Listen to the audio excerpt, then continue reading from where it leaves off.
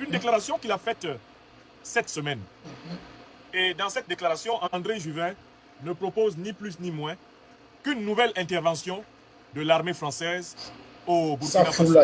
Une nouvelle intervention des armées européennes au Burkina Faso, par amour, proclame-t-il, du peuple burkinabé et du peuple africain qui serait victime de massacres de la part de l'armée nationale du Burkina Faso. Nous allons commencer par écouter la prose de ce député au service du néocolonialisme et de l'impérialisme français et occidental. Et puis nous allons lui répondre point par point pour démontrer que son raisonnement est faux. Et pour lui dire que ceux qui l'ont envoyé dire ce qu'il a dit, l'Afrique, les peuples africains s'opposeront à eux jusqu'à la victoire finale. On ne veut plus voir le pied d'un soldat français au Burkina. On ne veut plus voir le pied d'un soldat de l'OTAN sur le sol africain. On ne veut plus voir le pied d'un soldat européen sur notre sol africain. Car en 600 ans, nous savons suffisamment le mal qu'ils nous ont fait. Donc, je vous confie cette émission. Vous êtes maintenant près de 800 personnes ici sur Facebook. Vous êtes maintenant plus de 600 personnes ici sur YouTube.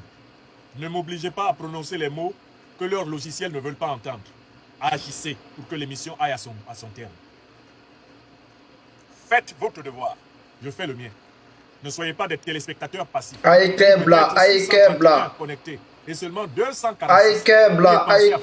Vous savez qu'il faut faire. Ne dormez pas. L'Afrique doit être pas seulement réveillée. Elle doit être éveillée. Voilà. Alors, dans cette intervention, on va aller droit au but. Nous allons laisser M. Juvin parler. Quand il va finir de parler, nous allons prendre la parole pour montrer qu'il a déparlé. Pour montrer qu'il a complètement déblatéré, qu'il a complètement dévissé. Nous le connaissions pour quelques positions courageuses à propos de la guerre de l'OTAN, de l'Occident contre la Russie à travers l'Ukraine. Mais nous ne savions pas que lâchement, il viendrait tenter de nous poignarder, nous, Africains, dans le dos, en légitimant une nouvelle barbarie impérialiste, une nouvelle barbarie néocolonialiste française et européenne en Afrique. Donc nous sommes obligés, en saluant le courage de la vérité que parfois ce monsieur Juvin a eu pour parler du conflit eurasiatique, nous sommes obligés de le recadrer et de le mettre à sa place. Afin que tous ceux qui aimeraient faire prospérer les idées qu'il a agitées sachent que l'Afrique n'acceptera ni plus ni moins aucune tentative nouvelle d'interventionnisme français, d'interventionnisme européen sur son sol. Alors, nous allons retrouver l'intervention de M. Juvin. Elle n'est pas très loin. Elle est à ma disposition sur cette machine. Je vais sur ma page. Je vais sur ma page Facebook et je retrouve M. Juvin. André Juvin, c'est comme ça qu'il s'appelle, est député européen non aligné à un parti. Il a parlé et il a cru avoir bien fait son travail. Il s'est retiré. Mais depuis, il récolte une mobilisation générale des réseaux sociaux africains contre ses propos. Il récolte une mobilisation générale des réseaux sociaux africains contre ses propos. Car ce qu'il a dit, attention, n'est pas passé inaperçu aux yeux de tous ceux qui suivent de très près. Non, il ne s'appelle pas André. Déjà, je corrige une faute au niveau de l'appellation. Il s'appelle Hervé. Excusez-moi. S'il vous plaît, corrigez bien. Je corrigerai, c'est après dans le titre. Ils sont tous pareils. Hervé Juvin. Et voici la déclaration que nous allons discuter. De l'Ouest, où régnait Faso, c'était la Haute-Volta. Le Burkina Faso, c'était l'une de ses... Burkina Faso, c'était la Haute-Volta. Le Burkina Faso, c'était l'une de ces terres d'Afrique de l'Ouest, où régnait la paix, la concorde, et où les plus grands voyageurs ou les plus grands écrivains ont trouvé une image de la paix telle que l'Afrique rêvait, la donnait à l'Occident tout entier. Mais le Burkina Faso, aujourd'hui, c'est un coup d'État militaire réalisé voici quelques mois. C'est le pouvoir d'un jeune militaire ambitieux, Ibrahim Traoré, auquel beaucoup ont fait confiance en raison de déclarations enflammées en faveur du progrès, en faveur du peuple burkinabé et en faveur de la reprise de contrôle de son destin. trop longtemps et trop souvent malmenée par les puissances coloniales ou par des intérêts étrangers. Et puis voilà que voici quelques jours, dans les deux villages de Barga et de Karma, 150, 200 villageois. Cette tuerie, réalisée par des hommes en uniforme de l'armée nationale, aurait été la réplique de soldats et de forces supplétives réalisées une semaine avant, probablement par des djihadistes qui est en train de s'enliser dans toute cette région de l'Ouest africain. Traditionnellement, le conflit au Burkina, comme d'ailleurs au Mali, était le conflit de manière séculaire aux populations nomades. Au Burkina, notamment, les Mossi Qu'est-ce qui lui est arrivé? ultra majoritaires, à la fois dans le pays, dans le gouvernement, dans l'armée. Ma machine s'est déchargée. Sédentaire. Je vais le charger. Je vais le charger. Il est hors de question que vous n'entendiez pas toute la prose dangereuse de ce monsieur. Gravement la vie et la survie de dizaines, peut-être de centaines de milliers de citoyens burkinabés. Nous devrions entendre la leçon du Rwanda. Nous ne pouvons pas... Je vais faire reculer. Le poison de la haine communautaire, le poison des repères. Cette tuerie réalisée par des hommes en uniforme... Et ce que je viens de vous faire écouter là, c'est l'annonce d'un plan macabre contre le peuple burkinabé. Tant pis pour chacune et chacun d'entre nous qui n'aura pas compris cela. Tant pis pour ceux et celles d'entre nous qui n'auront pas compris l'importance de partager l'alerte, de donner l'alerte au plus grand nombre de personnes. C'est un député européen qui s'exprime, c'est-à-dire qu'il est au courant de beaucoup de choses. Il est au centre de décision du système politique européen. Ce qu'il dit là est l'expression de la pensée profonde des dirigeants européens, des dirigeants français, des dirigeants occidentaux, à propos de leur manière de restaurer l'ordre en Afrique en leur faveur. C'est important que vous le sachiez et que vous ne vous amusiez pas avec cette information. Parce que c'est comme ça qu'ils sont tombés sur Kadhafi. Ils ont détruit la Libye. Ils ont assassiné Kadhafi. Nous n'avions pas été vigilants. Collectivement, nous n'avons pas été vigilants. Les informations comme ça circulent, nous n'en tirons pas les conséquences les plus importantes et les plus importantes. Et voilà comment, au XVIe siècle, ils nous ont eu en perpétrant la traite négrière. Au XIXe, ils nous ont eu en perpétrant la colonisation. Au XXe, ils nous ont eu avec la pseudo-décolonisation. Et ils veulent nous avoir au XXIe avec une recolonisation déguisée en interventionnisme démocratique et droit de l'homiste.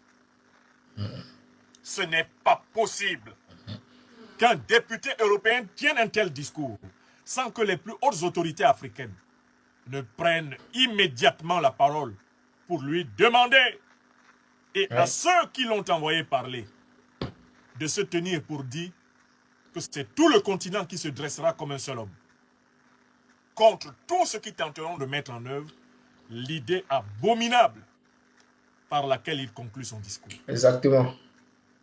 Bon, procédons à l'analyse des propos de M. Hervé Juvin. La première idée de M. Hervé Juvin, c'est que le Burkina Faso était un pays en paix. Il donne une image idyllique du Burkina Faso. C'était un paradis sur terre, le Burkina. Nous disons à M. Juvin que ça, c'était un mensonge. C'est faux. Le Burkina Faso est un pays d'histoire longue. Il a connu l'Empire Mossi depuis le Moyen-Âge. Il a connu des hauts et des bas. Ce n'est pas un pays sans histoire. Il a une histoire. Donc, votre image du Burkina Faso est fausse. C'est une image d'Épinal. Elle est faite pour vos bandes dessinées, colonialistes et néocolonialistes. Au Burkina, on est dans l'histoire il y a longtemps. On connaît le bien et le mal il y a longtemps. On est sorti de votre jardin d'Éden là il y a longtemps. La description qu'il donne du Burkina au départ est une flatterie. Une manière de présenter le Burkina comme un état de nature. Un pays hors de l'histoire, où tout se passait très bien. Pourtant, c'est au Burkina que l'armée française a perpétré les coloniaux aussi. Et il n'en parle pas. Il ne dit pas que l'armée française n'a pas été jugée pour les crimes perpétrés au Burkina du 19e au 20e siècle. Il ne dit pas ça. Il dit que le Burkina, c'était un pays en paix, un pays magnifique, tel que vraiment on aurait aimé que l'Afrique soit toujours. Le mythe d'une Afrique éternelle, hors de l'histoire. Une Afrique dans laquelle rien ne se passe. Une Afrique dans laquelle il n'y a pas de lutte. Ce mythe a vécu. Nous sommes là pour restituer l'Afrique à son historicité. Et l'Afrique est le continent qui a la plus longue histoire de tous les continents de l'homme. Écrivez ça, monsieur Juvin. Arrêtez de venir nous servir la soupe à Sarkozy. Ah ouais. Un Burkina Faso qui aurait été un territoire où rien ne se passait. Et qui s'appelle aujourd'hui Burkina Faso. Si rien ne s'y passait, vos ancêtres ne seraient pas y venus piller de l'or, du manganèse, du fer, des chevaux et consorts. Donc arrêtez ça. Hervé Juvin, arrêtez de nous vendre l'image d'Épinal d'une Afrique sans histoire. L'Afrique est le premier continent de l'histoire de l'humanité et elle est le premier continent historique. Il y a toujours eu de l'histoire africaine. Et l'un des plus grands historiens africains, et d'ailleurs qui a produit une somme célèbre pour la connaissance de l'histoire africaine, c'est le docteur, le professeur Joseph Kizerbo. Il a écrit l'histoire générale de l'Afrique, financée par l'UNESCO. Et son ouvrage est une référence pour tous ceux qui étudient l'histoire de l'Afrique. Je demande à M. Hervé Juvin d'aller lire l'histoire de l'Afrique et d'arrêter de nous raconter ces histoires d'une Afrique sans histoire. Donc d'abord c'est faux. Son raisonnement consiste à essayer de présenter le Burkina comme un beau pays, un doux pays, un pays sans histoire, un jardin d'Éden dans lequel... c'est ça le plan, n'est-ce pas? Mes chers amis sur Facebook, ne vous inquiétez pas. Je pourrais avoir à un moment donné des problèmes de batterie. Si j'ai des problèmes de batterie, je vous relance sur une machine mieux chargée. Parce que je vois bien qu'il y a une machine qui me signale une baisse de batterie. Donc si ça coupait, ne vous inquiétez pas, je vous relance sur une machine mieux chargée et on continue le voyage. Deuxième idée. André Juvin commence par louer le coup d'état militaire d'Ibrahim Traoré qui a suscité de forts espoirs, etc. Tout ça, c'est pour se préparer à mettre ensuite une balayette à Ibrahim Traoré. Nous disons à M. André Juvin, Ibrahim Traoré n'a pas fait un coup d'état tout seul. Son coup d'état est l'expression de la volonté populaire du Burkinabé d'avoir des dirigeants conscients des enjeux de la déstabilisation historique que subit le Burkina Faso.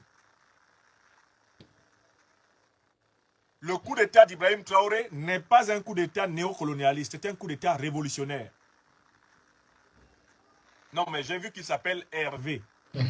Quelqu'un me dit que l'auteur s'appelle André Juvin. Moi, j'ai lu Hervé Juvin sur son site. Bon, c'est pas grave. Peu importe. Qui s'appelle André ou Hervé. Burkina Faso, non, c'est Hervé. C'est Hervé Juvin. Hervé Juvin. Alors, je continue. Le coup d'état d'Ibrahim Traoré est un coup d'état révolutionnaire, panafricaniste et populaire.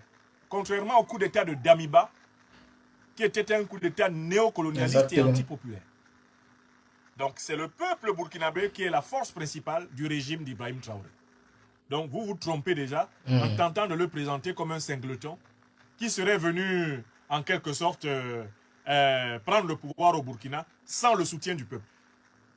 Ibrahim Traoré n'aurait pas pris le pouvoir à Ouagadougou sans le soutien du peuple. D'ailleurs, le peuple a participé au renversement de Damiba. Lorsque les dernières forces fidèles à Damiba ont voulu réagir, c'est le peuple burkinabé qui s'est interposé. C'est le peuple burkinabé qui a pris les avenues et les boulevards de Ouaga, empêchant Damiba d'organiser une contre-offensive. Nous étions là, on a tout suivi. Donc arrêtez de présenter le coup d'état militaire d'Ibrahim Traoré comme un coup d'état militaire de la France-Afrique. Ça n'a rien à voir.